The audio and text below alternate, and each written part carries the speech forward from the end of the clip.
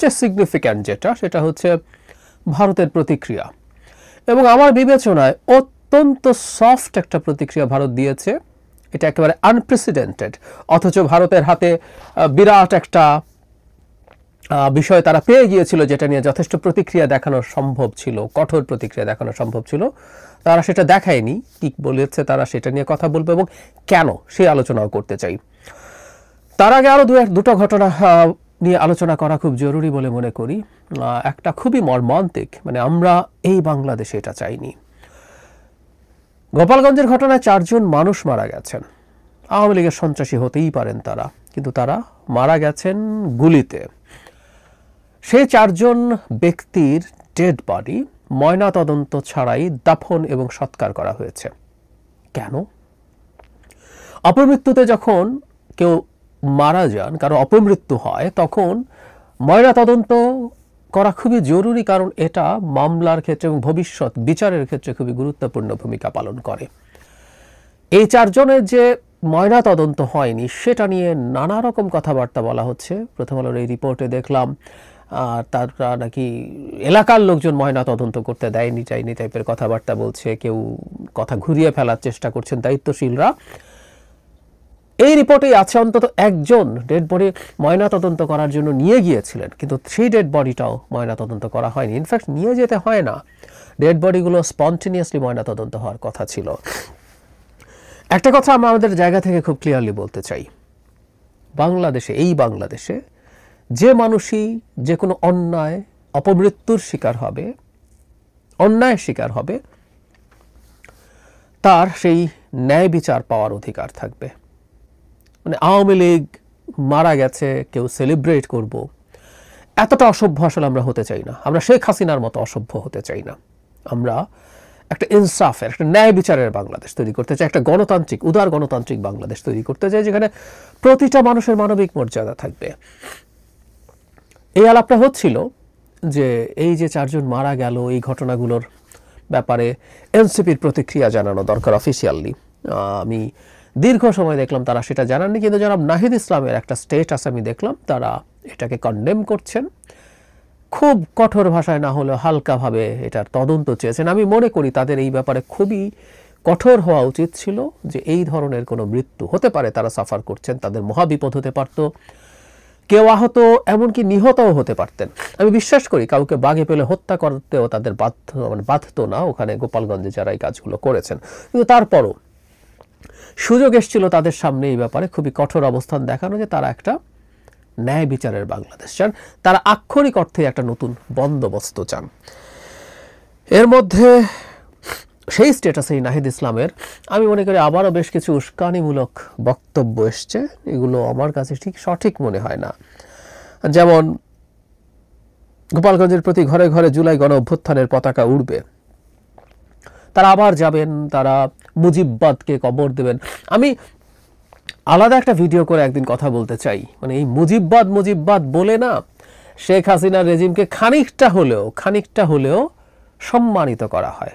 মুজিববাদ কি যতটুকু পাওয়া যায় আমরা অনেকেই জানি, সব কিছু নিয়ে কথা বলবো। আমি প্রায় বলি 18 সালের পর থেকে শেখ হাসিনা কোনো বাদ-টাদ দিয়ে ক্ষমতায় ছিলেন না। শেখ হাসিনা পিওরলি একটা মাফিয়া রেজিমে পরিণত হয়েছেন। তিনি একেবারে ভয়ঙ্করতম বল প্রয়োগের মাধ্যমেই ক্ষমতায় টিকেছিলেন। কোনো বাদের সাথে এক ধরনের ফ্যাসিজমের সম্পর্ক থাকে। 18 পর্যন্ত সর্বোচ্চ এই মুজিববাদ সোকল্ড, সেটাও আদৌ কাজ কদ্দূর করেছে সেটা নিয়ে প্রশ্ন আসবে, টানলে ওইটুকু আনা যায়। সুতরাং 24-এ যে হাসিনাকে আমরা সরিয়েছি, এটা ফ্যাসিস্ট হাসিনা না, এটা একটা মাফিয়া হাসিনা।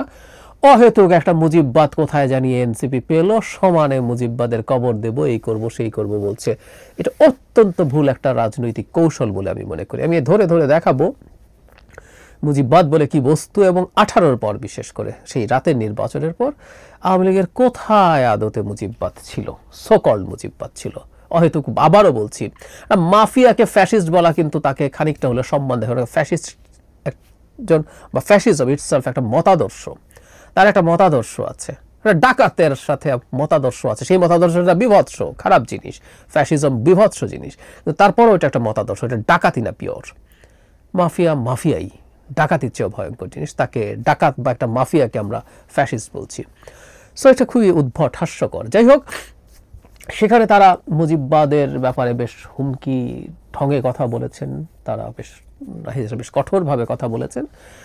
আমরা কেউ বলতে পারি যে একটা রাজনৈতিক দল যারা ভীষণ সমস্যায় পড়েছে, গোপালগঞ্জে সমাবেশ করতে গিয়ে তার মুখ থেকে এই ধরনের বক্তব্য আসা পলিটিক্যালি নেসেসারি বা এসেনশিয়ালও কেউ বলতে পারেন, কিন্তু আমার কাছে মনে হয় না যে তাদের এটা করা উচিত। ইভেন মুজিববাদও যদি ওখানে কেউ ধরে রাখতে চায়, সেটার কবর টবর দিয়ে আসতে হবে, এটাও খুব জরুরি না। বাংলাদেশে এটাকে একটা যদি মুজিববাদ বলে কোনো বস্তু থাকে বা সেটা যদি সত্যিকার অর্থে ফ্যাসিস্ট হয়ে থাকে, সেটাকেও বন্ধ করতে চাইলে কোনো একটা লিগ্যাল ফ্রেমওয়ার্কের মধ্য দিয়ে বন্ধ করতে হবে। এবং ঘরে ঘরে জুলাই গণঅভ্যুত্থানের পতাকা উত্তোলন, এটাকে কেউ বলতে পারেন যে তিনি মানুষকে কনভিন্স করার মাধ্যমে এটা করবেন। আমার কাছে আসলে এই ব্যাপারগুলো, আবারও বলছি, সুন্দর লাগেনি, বেশি চাপাচাপি হয়ে গেছে মনে হয়েছে, তারা এগুলো অ্যাভয়েড করলে ভালো। যাই হোক, মূল প্রসঙ্গে আসা যাক। ভারতের পররাষ্ট্র মন্ত্রণালয়ের ব্রিফিং হচ্ছিল, সেখানে জিজ্ঞেস করা হয়েছিল যে গোপালগঞ্জের সহিংসতার ব্যাপারে নয়াদিল্লির প্রতিক্রিয়া জানতে চাইলে পররাষ্ট্র মন্ত্রণালয়ের মুখপাত্র রণধীর জয়সওয়াল বলেন, আমরা আমাদের অঞ্চলের সব ঘটনা প্রবাহ ঘনিষ্ঠভাবে পর্যবেক্ষণ করেছি এবং যা ঘটছে তা বিবেচনায় নেই, এরকম একটা মন্তব্য করেছেন। প্রয়োজনে আমাদের পক্ষ থেকে যথাযথ পদক্ষেপ নেই, এটাও বলছেন।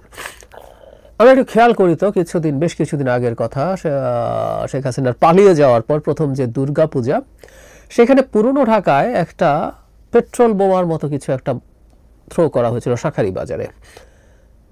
ওখানে বোতলটা ভাঙেও নি, ওই রিপোর্ট এসছে, আগুন ধারা দূরেই থাকুক, কিন্তু বোমা হামলা হয়েছে ইত্যাদি ইত্যাদি বলে ভারতের পররাষ্ট্র মন্ত্রণালয়ের স্টেটমেন্টে, কোনো মিডিয়াতে না, পররাষ্ট্র মন্ত্রণালয়ের অফিসিয়াল স্টেটমেন্টে সেটা চলে এসেছিল। সেই তুলনায় গোপালগঞ্জে যা ঘটেছে, এটাকে তো অনেক কিছু বলা সম্ভব আসলেও। ধরুন 4 জন মানুষ মারা গেছে, যাদের ঘটনায় মানে ওই যে একটু আগেই বললাম ময়নাতদন্ত হয়নি, এবং তার চাইতে জরুরি কথা, অন্তত একটা ভিডিও আছে যেখানে একজন সেনা সদস্য একজন মানুষকে, যিনি প্রায় অচেতন অবস্থায় ছিলেন, তাকে বুটের নিচে চাপা দিচ্ছেন। এগুলো খুবই খুবই ভয়ঙ্কর ইস্যু। এগুলো নিয়ে কিন্তু ভারত বিরাট শোরগোল করতে পারত, সম্ভব ছিল, মানে আমি আগের যে ভারত ছিল তার সাথে যদি তুলনা করি। তাহলে প্রশ্ন আসছে, ভারত কি বাংলাদেশ বা ডক্টর ইউনূসের সরকারের ব্যাপারে নমনীয় হতে শুরু করেছে? হলে কেন সেটা? আমি ধারণা করি সম্প্রতি বিবিসির যে রিপোর্টটা এসছে শেখ হাসিনাকে নিয়ে, এটা যুক্ত হয়েছে, এর আগেও একটা খুবই গুরুত্বপূর্ণ, উড়িয়ে দেয়া যাবে না এরকম একটা রিপোর্ট করেছিল জাতিসংঘের মানবাধিকার হাই কমিশন, যেখানে বলা হয়েছিল শেখ হাসিনার পরিকল্পনায়, নেতৃত্বে, সুপারভিশনে এই যাবতীয় ঘটনাকে হ্যান্ডেল করা হয়েছে। তার মানে যাবতীয় যত হত্যাকাণ্ড, যত জখম, যত অত্যাচার, সব কিছুর চিন্তা থেকে শুরু করে পুরা রেসপন্সিবিলিটি শেখ হাসিনার। আর বিবিসিতে একটা অডিও এসছে, আমাদের এটা নিয়ে আমরা প্রচুর কথা বলেছি, যেখানে শেখ হাসিনা লেথাল ওয়েপন দিয়ে গুলি করার নির্দেশ দিচ্ছেন। ইয়াস, এবং তার চাইতে জরুরি কথা, আমরা জানি, আমরা এই অডিওটা আগেই শুনেছি, কিন্তু বিবিসি এই অডিওটা একটা খুবই গুরুত্বপূর্ণ প্রতিষ্ঠানকে দিয়ে ভেরিফাই করিয়েছে এবং তারা কনফার্ম করেছে এটা একটা জেনুইন অডিও। তো শেখ হাসিনা যখন এই আদেশ দিচ্ছেন, নির্দেশ দিচ্ছেন, কেউ কেউ বলে শেখ হাসিনা তো লেথাল ওয়েপন দিয়ে গুলি করতে বলতেই পারেন না, আসলে লেথাল ওয়েপনের জন্য তার নির্দেশ দেওয়ারও কিছু নাই। কখনো কখনো কোন পর্যায়ে লেথাল ওয়েপন ইউজ করা যেতে পারে সেটা পুলিশ বা সেনাবাহিনীর, বিশেষ করে পুলিশের কাছে যখন এই ওয়েপনটা ছিল, তারা সেটা এমনিতেই করতে পারতেন। আসলে তিনি নির্বিচারে গুলি করার কথাই বলেছিলেন।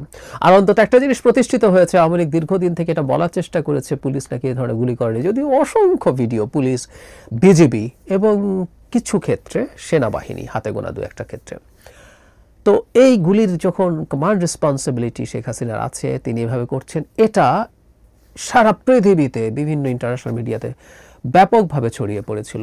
আমি ধারণা করি এটা ভারতের উপর একটা চাপ তৈরি করেছে। ভারতের জন্য অন্তত এত দ্রুত আবার আওয়ামী লীগের পক্ষে দাঁড়ানো, ডক্টর ইউনূসের সরকারের তীব্র বিরোধিতা করা খানিকটা জটিল পরিস্থিতি হয়ে গেছে, অন্তত এই প্রতিক্রিয়ায় মনে হয়। আমি মনে করি না কিছুদিন পর তারা কোনো স্টেটমেন্ট দিতেও পারে অফিসিয়ালি, কিন্তু সেটাও খুব টাফ কিছু হবে বলে আমার এবার মনে হয় না, কারণ মুহূর্তেই কয়েকটা খুব খুব কমনলি বলা যায় যে এটাকে আমরা কন্ডেম করছি, এখানে মাত্রাতিরিক্ত বল প্রয়োগ